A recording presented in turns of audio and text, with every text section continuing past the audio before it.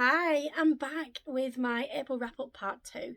I've got, I think, 7 books to tell you about, and I'm hoping to make this a little shorter than last time without all the waffling on. So I'll jump right in. And I listened to the audiobook of We Need to Talk About Kevin by Lionel Shriver. I think that's how you pronounce it. This is the story of Kevin. It's a true event.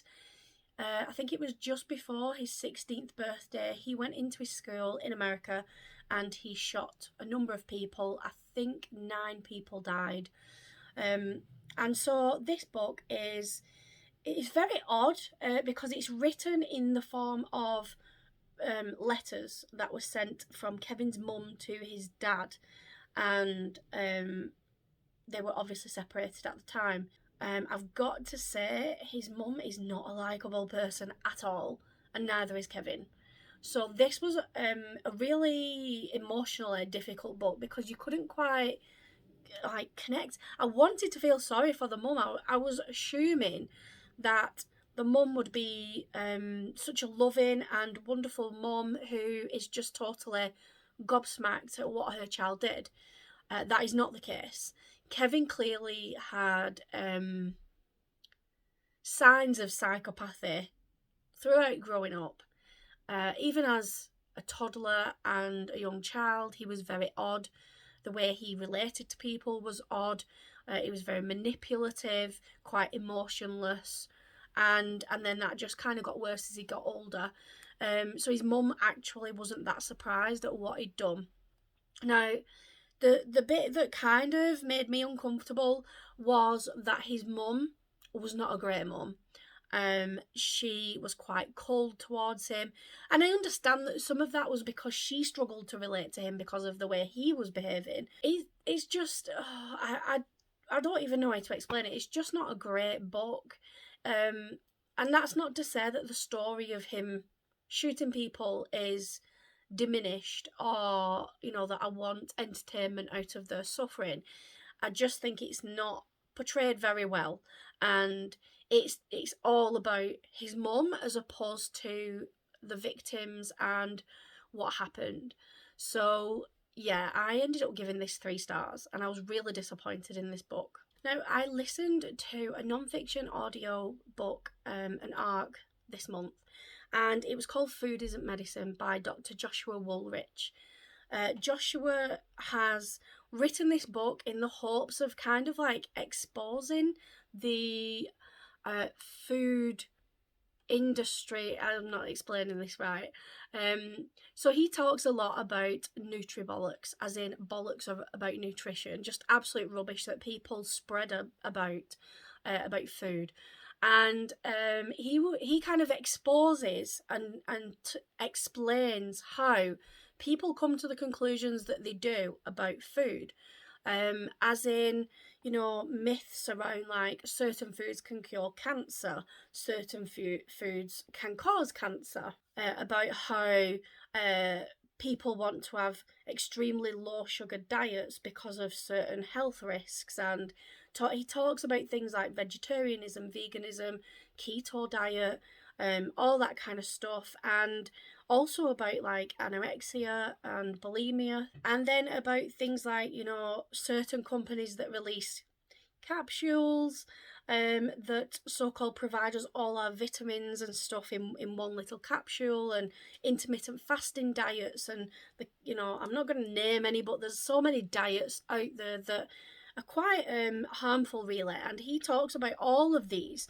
and explains how logically they are not correct, and scientifically, obviously, and then also how some people can get their head around understanding that, why they come to that conclusion. It was really, really, really interesting because, as somebody who's struggled with the weight for quite some time, clearly,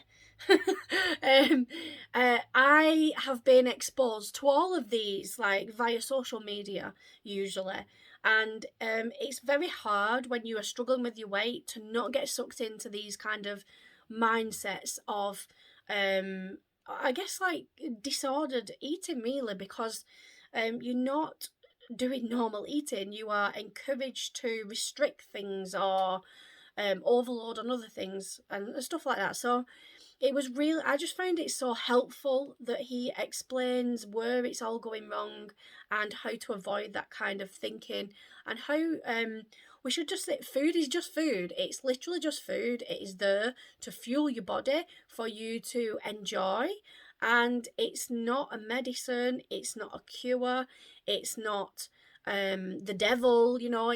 We've got to just treat food as food. And it was just fantastic. It was written so well that you don't have to be scientifically or nutritionally minded or anything like that to understand it. It was in everyday language, and he related to a lot of everyday things that people would notice going on. I just really loved it, and he read it himself, and he was very interesting and charismatic. Absolutely fantastic. I gave this 5 stars. Right, so I read a book called Victory is Greater Than Death by Charlie Jane Anders. This is, from my understanding, it's the first YA book that Charlie Jane Anders has written. And I was expecting really great things from this author based on the previous work. Unfortunately, this book just wasn't quite up to standard. I understand that the author is trying to introduce gender identity as something that people talk about freely, which is a great thing. It really is. It's just, it was kind of like, it felt like it was forced into the story, and it didn't feel quite right when you was reading it.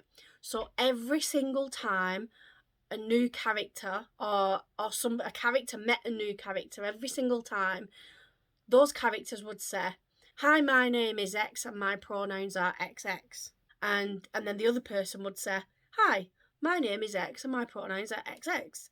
And it just felt very, really stiff and scripted, because that's just not how it would happen naturally. I don't think. It felt really awkward to read every few pages. Now, this follows a young girl called Tina. She is actually the clone of an alien space captain that's absolutely incredible, and she's put on Earth for safekeeping, away from other alien races. This alien captain is eventually captured and murdered, and so her colleagues or her whatever on the spacecraft, I don't know how to explain it, they kind of activate a beacon that's calling Tina to go and replace the captain who was murdered. So they come and collect her from Earth. She's only round about 15 or 16, I think. She's still at school. I don't think it tells you her age fully, but she is still a school girl. And they call her, and there's no I've got to say goodbye to my mum or anything. She just goes, and her best friend decides to go with her. She doesn't say, and it's just text messages her mum on the way up to the spacecraft in this transportation beam. She's like, "Hey mum, I'm living on a spacecraft for a bit, fighting an alien battle. See you later." It was just odd. So this, I massively struggled with this book for 2 reasons. The first one is that I completely understand that the author is trying to introduce gender identity as something that's just discussed and isn't a major issue. It's just a normal part of meeting new people. And it just felt very, very structured and stiff and awkward. It kind of drew away from the story, because people could be meeting in the middle of a battle for the first time, and then they'd stop what they're doing and just, "Hi, my name is and my pronouns are," and it was just really odd. My second issue with the book was that it's kind of pitched as YA. However, the writing, it felt very, very middle grade. Other than there were a couple of references to sex, but not graphic, just I might want to hook up with him at some point. But other than that, it felt very middle grade in that it was very, very unrealistic and unbelievable. and just very, like, you know how in middle grade they can kind of skip over like holes in the plot and you just kind of go with the flow because it's aimed at children who wouldn't figure that out anyway. It felt like that. Yeah, it was classed as YA. If it's YA, you're talking very young teenagers at most. So yeah, that was it was okay. I ended up kind of enjoying it, but you have to, like, I was having to make a conscious effort to, like, ignore these issues that I had with the book. And just because I was so disappointed, I was expecting so much, I ended up giving this 3 stars. And I tried another poetry book this month, and again, this one was about mental health, and it also had body positivity stuff in there. It was called Swimming Lessons by Lily Reinhardt. Again, like I said in the last video about poetry, it has to be something that clicks with you, and it's very specific to each person. This, again, was not one for me. It was very average as far as I was concerned, but then other people have really enjoyed it. I just didn't connect with the writing or the message that was coming through. Again, I'm going to say that the author was very brave in speaking out about some of the topics that she did. It just wasn't for me, unfortunately. But again, it's one of those, just go and try it and see what you think. Then we've got Abandoned Prayers by Greg Olson. I have previously read If You Tell, I think that's what it's called, by the same author, and that was really, really good. I rated that 4 star. These are true crime that he is writing about, and this one was called Abandoned Prayers, and it's the story of an Amish serial killer. Sounds amazing. It wasn't. I really struggled with this book. It just had so much information in it that did not need to be there. It was at least 100 pages too long. I really struggled with initially with the names and who was who, because there is approximately 5,000,001 characters in this book, and they're all part of the Amish community, so they've all got very traditional names, so they're quite German sounding, but they were all quite long and complex. And when I struggle with people's names, it kind of takes me away from the story. It pulls me out of the story every time I get to a name. And there was lots of people that had similar names, and there was about 15 people called Eli, and I was trying to remember who was who and who'd said what and who was married to who and blah blah blah, and it just kept dragging me out of the story. It just took away from the experience. And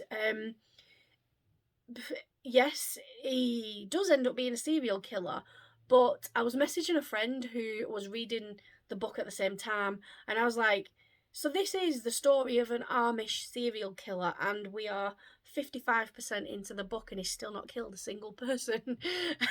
And it's not that I wanted him to kill loads of people. I didn't want to kill. It's not that I wanted him to kill loads of people. It was just like, get to the story, get to the point. We had lots of background information, lots of, like, he went here, he went there, then he did this, then he spoke to this person. And then there was chapters in that just, I don't get it. Like, you literally could have ripped out the pages of an entire chapter and it wouldn't have affected the story. It was just superfluous information all the way through. Really, really took away from the story. It's horrific what this guy did. It really is. And I was hoping to learn about what he'd done and how he was caught and the people, like how people and the community recovered afterwards. And I did get that right at the end, but yeah, it just ended up being 3 stars. Now, when I was feeling quite down in April, I had an arc on my list called The Wife Who Got a Life by Tracy Bloom, and it was chick lit, and I'll admit I was kind of regretting requesting it because it's not really normally my genre. And so I just thought, why not? Why not read it? It can't get any worse. I already feel rubbish. I'm already not particularly enjoying lots of books, so let's just read it, see what happens. And actually, it was exactly what I think I needed at the time. It was such an easy, fun read. It follows a lady called Kathy. She is in her 40s and she is a housewife. She's got 2 teenage children. They're quite, older teens. And she's just had enough. She's had enough of housework, had enough of running around after her kids, her husband, had enough of sitting at home being a housewife instead of, having a fulfilling career, all that kind of stuff. And she kind of goes on this like year-long mission to each month she's going to improve a certain aspect of her life. It was just so good.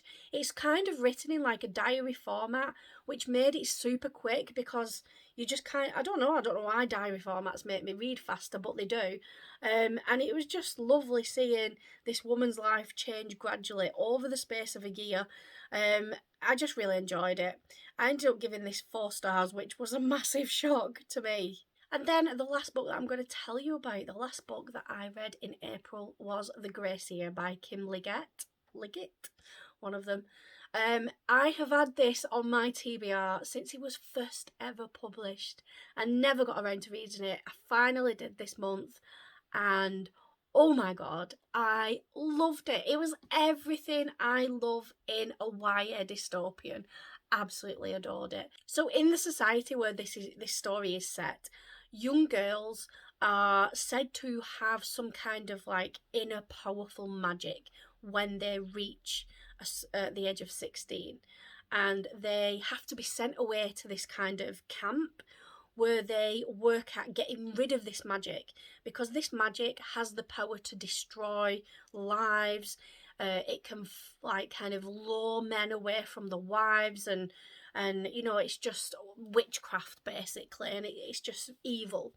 So these girls are sent away to live on this camp, get rid of this magic before they can then a year later come back to society.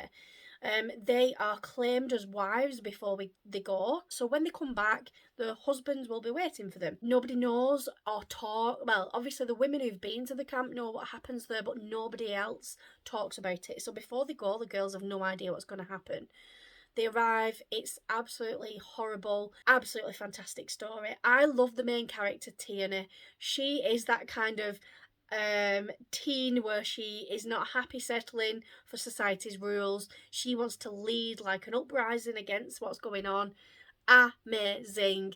I wish I'd have read it a long time ago. It was exactly the perfect end to the month. So that's all the books over the last video and this video, all the books for April. So thank you for watching. Please like and subscribe, and I will see you in the next video very shortly.